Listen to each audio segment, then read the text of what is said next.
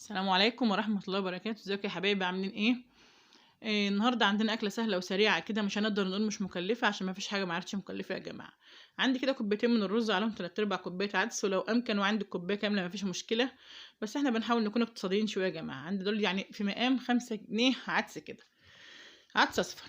هقلبهم كويس، نقيتهم وسفحتهم كويس، وبعد كده قلبتهم مع بعض وهغسلهم بقى شطفتين سرعه كده لحد ما الماء تكون نضيفه ورايقه، واحطهم على النار عاليه، واحط مقدار الملح بتاعي اللي انت متعوده تحطيه، تمام، ومقدار الميه بتاعك اللي بتحطي له الرز بتاعك العادي. هو ما بيفرقش خالص طبيخ الكشري عن طبيخ الرز الابيض بتاعك، عادي خالص. تمام.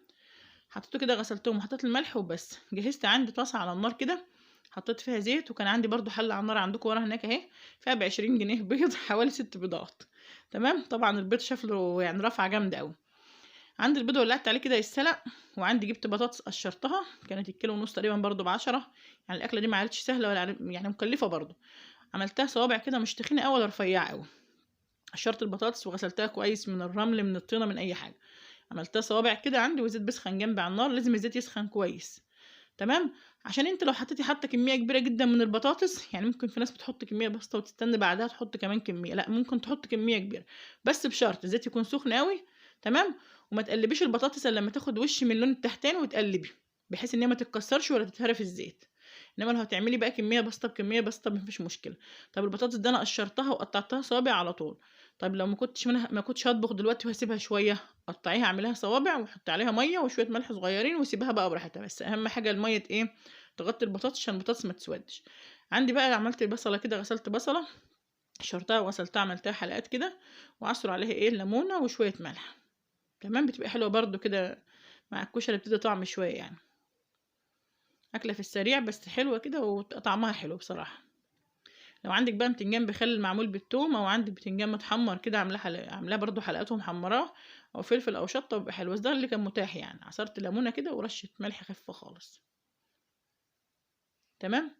هنعمل برضو طبق سلطه جنبها كده حلو، بس كل ده عينك على الكشري وعينك على البطاطس وعينك على البيض. البيض يا جماعه بياخد سليق 10 دقايق، اقل من 10 دقايق تبقى البيضه لسه فيها ايه، مصفرها من جوه، لسه فيه يعني لزوجه شويه كده، فانا مش بحبها كده بصراحه، بحبها تكون مستويه.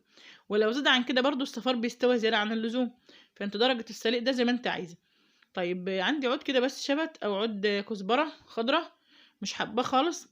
حط مكانه جرجير، حط مكانه مثلا خس، والخس بيبقى جميل قوي، قلب الخس بيبقى جميل في السلطه، او كابوتشا او اي حاجه زي ما انت حابه في السلطه بتاعتك. بص انا ما قلتش البطاطس الا لما خدت لون كده ويعني البطاطسيه مسكت نفسها، تقلبي بقى ما تتكسرش معاك وتبقى صافره وجميله بصراحه.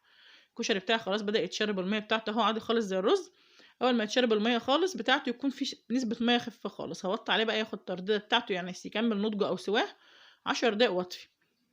تمام. ومجرد ما اطفي عليه، احط له الزيت بتاعه، ادخله الزيت بتاعه واطفي وخلاص. هبدأ أعمل السلطة بقى. عندي كده غسلت جزر وغسلت فلفل وطماطم وأي حاجة موجودة عندي، خيار، أي حاجة موجودة عندي. وأهم حاجة في الطماطم بتاعة السلطة تكون الطماطمية جامدة يا جماعة، ما تكونش الطماطمية يعني سايبة مستوية كده، عشان إيه، ما بتخليش السلطة شكلها حلو. تمام. بعدين السكينة بتاعتنا كل ما كانت حامية كل ما كانت بتسهل لي الشغل وبتكون منجزة. هنعمل بقى طبق السلطة بتاعنا. حطي على السلطة اللي انت حابة تحطيه، وبعدين في ناس بتعمل السلطة من غير ملح ومن غير اي بهارات وحاجة، برضو ايه يرجع لك انت. تمام. طبق السلطة ده على فكرة بيبقى أهم من الأكل كله، بالنسبة للكشري، بالنسبة للسمك، الأكلات اللي هي بتحتاج فيها طبق السلطة ده بالذات. عندي هبدأ أخد البطاطس أصفيها من الزيت وأطلعها كده. تمام. برضو في ناس بتخرج الكلام ده على مناديل مطبخ، لا أنا بصفيها كويس من الزيت، مش مستاهلة مناديل مطبخ صراحة. المصفى اللي أنا بشيل بيها دي اللي هي شبه بتوع الطعمية دي، بصراحة حلوة أوي في شيلان البطاطس والكلام ده، تصفيها نهائي من الزيت. هنزل بالدور اللي بعديه بقى واحط الكميه كلها عادي، وسيبها بقى براحتك ايه، لما برضو تاخد لون من تحت تتشمع، بعد كده اكمل. وبعدين بحب احمر البطاطس على النار عاليه بحيث ان هي ما تشربش زيت. البطاطس بتاع اليومين دول يا جماعه بطاطس مقرمشه كده وجميله لونها مصفر، ما بتاخدش زيت. عندي بقى حاجه اسمها الدق. يعني ايه الدق؟ شويه ملح على بهارات، ممكن تحطهم في المطحنه، شويه ملح كده 3 4 معالق ملح كبار، وتحط عليهم معلقه من بتاع الشاي صغيره شطه، كمون، فلفل اسمر، كزبره، وتطحنيهم جامد في المطحنه، وتحطهم عندك في برطمان كده ازاز او حاجه، بتحطي منها بقى البتنجان لو هو حلقات مش عايزينه مثلا دقه، للسلطه، للبطاطس المحمره، اي حاجه محتاجه تعملي طبق فول وتحط منه، مكان ما تحطي بهارات وكل حاجه مع بعضها، يبقى انت كده الموضوع منجز يعني. تمام. عندك ملح ناعم برضو، حط ملح ناعم وعليه شويه بهارات من دول وقلبيهم وحطهم في برطمان لوحدهم، اللي تحبيه اعمليه. برضو عندي المبشره دي يا جماعه بصراحه المبشره دي منجزه في كل حاجه وتغني عن حاجات كتير. شوفي عندك بتعملي بها الجزر بيبقى على السلطه كده جميل وما بيكونش صعب في المضغ حتى. ممكن تبشري بها الخيار، تبشري بها الجزر، تعملي بها تهرسي بها التوم، تقطعي بها المخللات، تقشري بها البطاطس، حلوه حلوه حلوه حلوه بصراحه. عينك بقى على كل حاجه. خلاص البيض بتاعي اتسلق. بمناسبه البيض الناس بيفرقع منهم البيض ده يا جماعه في فصل الشتاء حطيه في علبه في المطبخ، لان لما بتحطيه في التلاجة وتيجي تطلعيه تسلقيه بيفرقع. تمام، لان بيبقى متلج وبتدخليه على السخن على طول. خلاص كده. عندي بقى خلاص خلصت البطاطس اهو، خدت من زيت البطاطس واحط بيها زي ما بيقولوا كده قدح على الكشري، وتقلبيه كده وتسيبيه بقى يتغطى الكمر شويه، هيبقى جميل ومفلفل. ما عنديش بقى بص الزيت بالذات لو هتعملي فيه بيض تحمري فيه بيض ما ينفعش تحطيه على الكشري.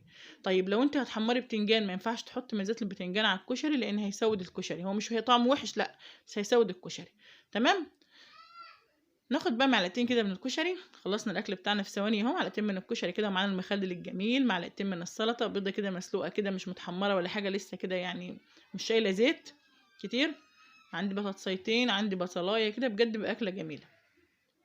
اكله جميله ومفيده يا جماعه. وتغيير برضو الفراخ بقت غاليه واللحمه غاليه والسمك غالي، كل الاكل بقى غالي يعني، الحمد لله على كل شيء. فاحنا نمشي ايامنا وخلاص. وبعدين شكل الاكل كمان لما يكون معمول بشكل حلو وبمزاج حلو هتحبوا الاكله. واشوفكم في وصفات تانية جديدة بإذن الله. مع ألف سلامة.